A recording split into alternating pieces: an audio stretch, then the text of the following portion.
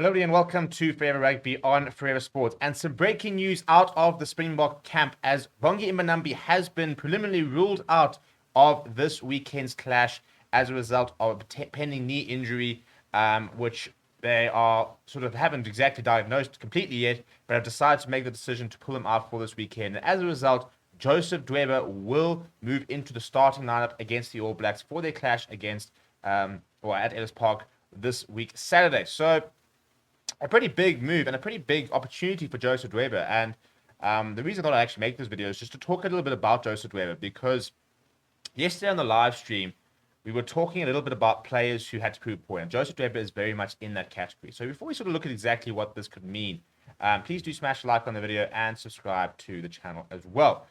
So we had the Springbok team announcement yesterday, and pretty much as expected, Bongi Mbonambi was named back in the starting lineup, with Malcolm Marx named on the bench, as has been the usual since pretty much 2019 World Cup, with those two very much playing 40 minutes. If you look at their playing time over the entire career, over the entire year last year, very similar. And most players very much go out into the tank and then they kind of swap out. So there isn't really much of a preference with regards to ability. It's just more who suits the start of the game compared to who suits the closing stages of the game itself. And some people understand that, some people don't.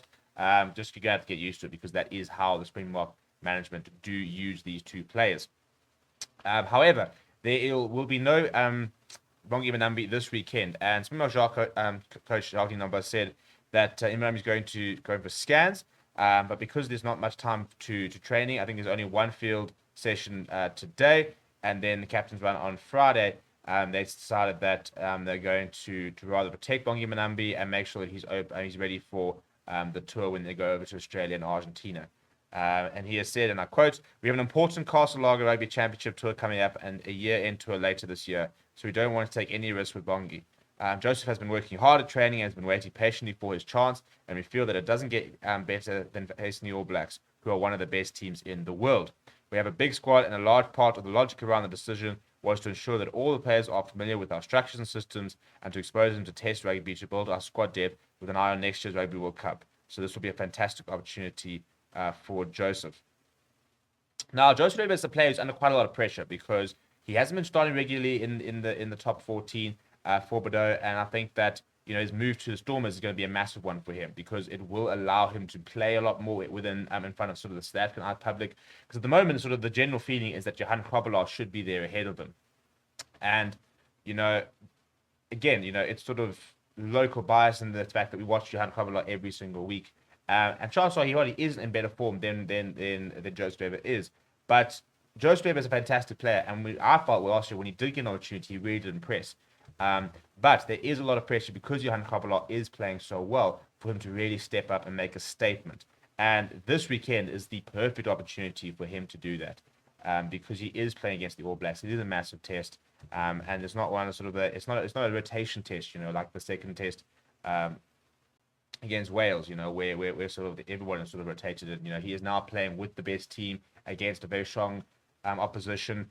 And very interesting as well, they made a lot of mention about the fact that Oxen Chair is starting, and he and Oxen Chair have played over 100 matches next to each other. So, and Nioba actually alluded to that. He said that Joseph and Ox have come a long way together. They played close to 100 first-class games together, and they know each other well on and off the field, having played together since school level at HTS Louis Botha. They progressed through the SC Rugby junior ranks together before forming a strong combination at the Toyota Cheetahs in the Carling Currie Cup and Guinness Pro 14 competitions, and we believe that familiarity will give us the best chance in this match.